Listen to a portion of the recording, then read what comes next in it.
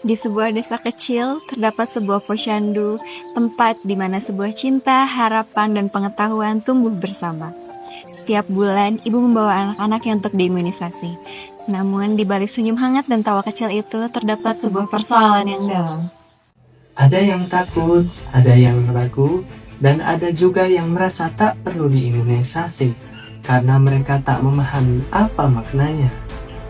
Para pelaku kebijakan dari kader, puskesmas, hingga akademisi menyadari bahwa masalah kesehatan anak bukan hanya urusan medis, tapi juga urusan seluruh masyarakat.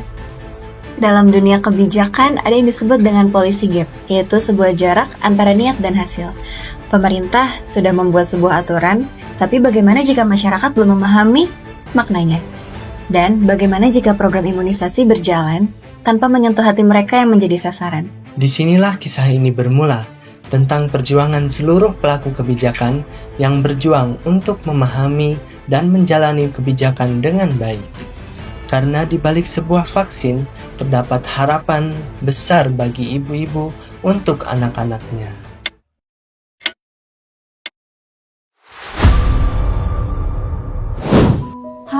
Sudah 3 bulan ini, angka imunisasi kita stuck di 60%. Padahal kan, standar nasional itu 90%. Ada yang menunda, ada juga yang takut efek samping. Betul Ibu Eka, saya juga sering menanya-nanya kepada ibu-ibu, sedikit ibu.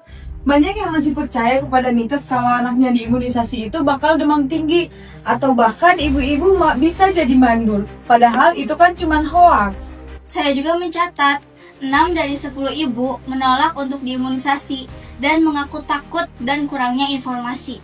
Tetapi bukan berarti menolak program ini. Hanya saja ini bukan hanya soal kesehatan, tetapi soal pendidikan masyarakat.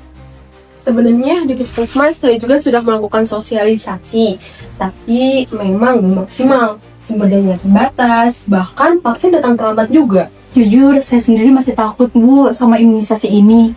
Anak tetangga saya setelah imunisasi demam tinggi. Saya juga jadi takut anak saya kenapa-napa, makanya saya baru pertama kali kesini. Bu Imas, reaksi seperti itu normal. Sementara kok, imunisasi itu adalah latihan untuk tubuh, bukan penyakit. Tapi memang informasi yang harus disampaikan kepada masyarakat itu harusnya mudah dipahami oleh masyarakat. Dan begitulah, masalahnya bukan hanya sekedar kurang vaksin, tapi juga kurangnya pemberdayaan pengetahuan masyarakat. Semua itu tanda bahwa kebijakan kesehatan belum sepenuhnya menyentuh sisi edukatifnya. Bisa dilihat pada layar tersebut di sini tuh bahwasannya hasil wawancara dan observasi yang telah dilaksanakan, bahwasannya kebijakan imunisasi tersebut sudah sesuai dengan arahan yang telah diberikan gitu oleh Permenkes nomor 12 tahun 2017. Tapi implementasinya di sini tuh belum secara optimal dan merata.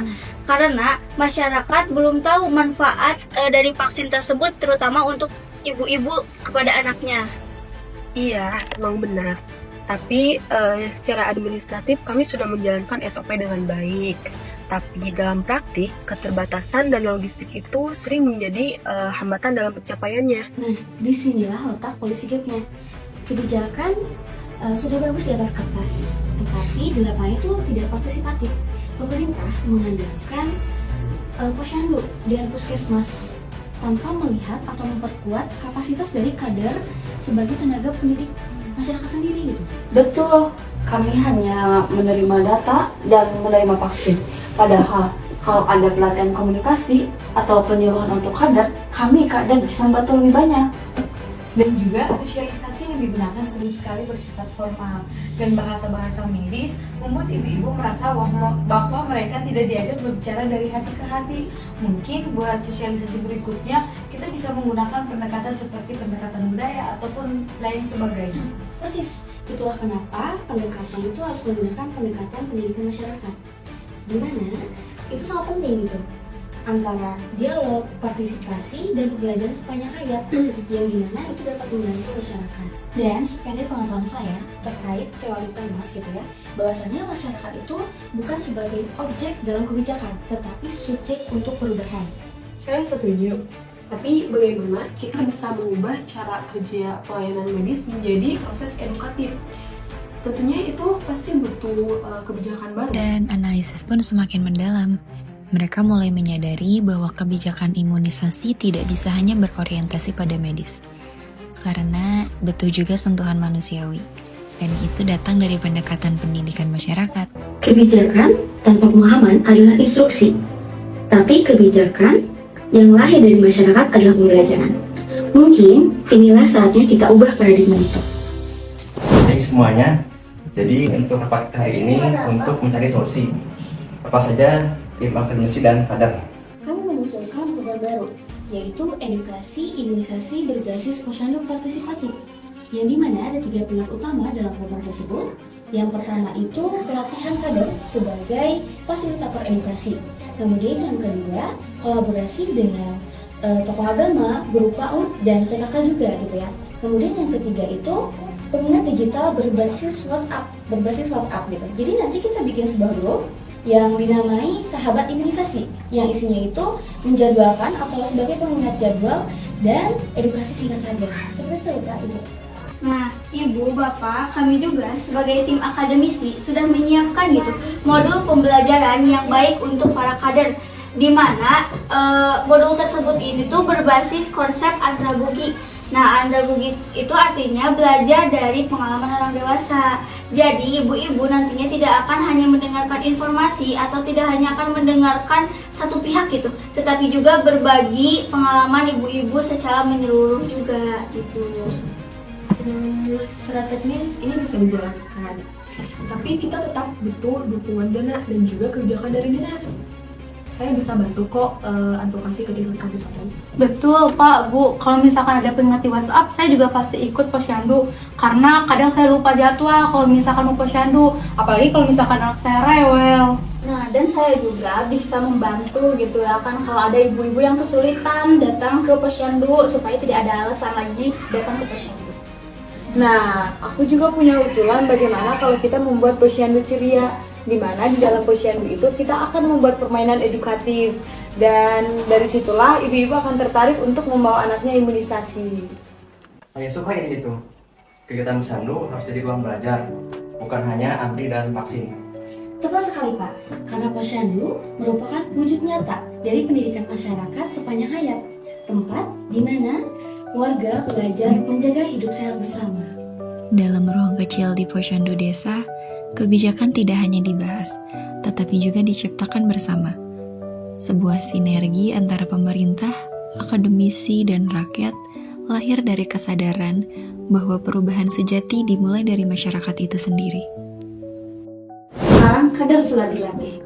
Kami bahkan bisa memfasilitasi diskusi kecil tentang gizi dan kebersihan. Dan hasilnya, imunisasi meningkat jadi 82%. Luar biasa. Berarti ini bukti bahwa kebijakan partisipatif lebih efektif daripada pendekatan tertutup. Nanti saya akan bawa laporan ini ke Mas. Betul Ibu, waktu dulu juga saya takut buat imunisasi, tapi setelah ngerti saya malah jadi pengingat buat ibu-ibu di WhatsApp. Ya kan Bu? Iya, Ibu. Lihatlah suasana posyandu sekarang, anak-anak aktif, senang, dan ibu-ibu juga aktif. Jadi, tempat posyandu bukan hanya sekedar pelajaran, tetapi tempat mereka belajar bersama. Begitulah, ketika kebijakan melekat pada masyarakat, ia akan tumbuh menjadi budaya. Inilah makna policy learning dalam pendidikan masyarakat. Saya berjanji untuk program ini tidak akan berhenti di sini. Kita jadikan Gunung Tandala, contohnya desa partisipatif. Dan di ujung cerita, sebuah posyandu bukan hanya sekedar tempat untuk imunisasi atau hanya sekedar suntik vaksin, tetapi juga menjadi ruang belajar, berbagi, dan berdaya. Itu adalah sebuah simbol bahwa kebijakan yang baik lahir dari hati masyarakat. Dari kisah ini kita menyadari bahwa Policy Gap bukanlah sebuah kegagalan, melainkan sebuah ruang untuk belajar.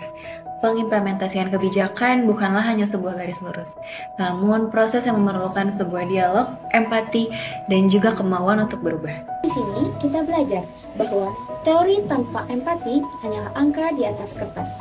Kebijakan baru berarti jika mampu menyentuh dan mengubah kehidupan. Saya dulu takut, tapi sekarang saya mengerti. Anak yang sehat bukan hanya tanggung jawab saya, tetapi tanggung jawab bersama. Imunisasi bukan hanya sekedar suntikan, tapi pelajaran tentang cinta, kepercayaan, dan pengetahuan. Kebijakan kesehatan tak akan berhasil tanpa partisipasi, dan partisipasi tak akan lahir tanpa pendidikan. Jadi, posyandu bukan hanya sekedar pusat pelayanan, akan tetapi sebagai ruang pembelajaran sosial. Inilah makna sejati dari kebijakan yang berbasis masyarakat. Hari ini kita tidak hanya menjalankan program, tapi menjalankan kesadaran. Karena di balik data imunisasi terdapat masa depan anak-anak yang kita lindungi bersama. Kami para kader, mungkin kami bukan pejabat, tapi kami berdiri di garda depan antara kebijakan dan kenyataan. Kami belajar bahwa setiap edukasi, setiap senyuman, dan setiap kunjungan ke rumah adalah bentuk kecil dari perjuangan besar pendidikan masyarakat. Kami belajar tentang teori kebijakan publik, yaitu teori dari evaluasi, efektivitas, dan implementasi. Di kisah ini, kita menyaksikan bahwa perubahan tumbuh perlahan ketika semua elemen bergerak bersama. Akhirnya, kita tutup kisah ini dengan pelajaran besar, bahwa kesehatan bukan sekadar tujuan, melainkan sebuah kolektif. Kebijakan bukan sekadar aturan, tapi juga perjalanan bersama untuk sebuah harapan. Harapan untuk anak-anak yang sehat, Tumbuh kuat dan sehat, harapan untuk keluarga dan masyarakat desa yang semakin sadar akan kebijakan, dan harapan untuk kita semua bahwa sebuah perubahan bermulai dari masyarakat. Sehat bukanlah hadiah, tapi hasil dari kebersamaan.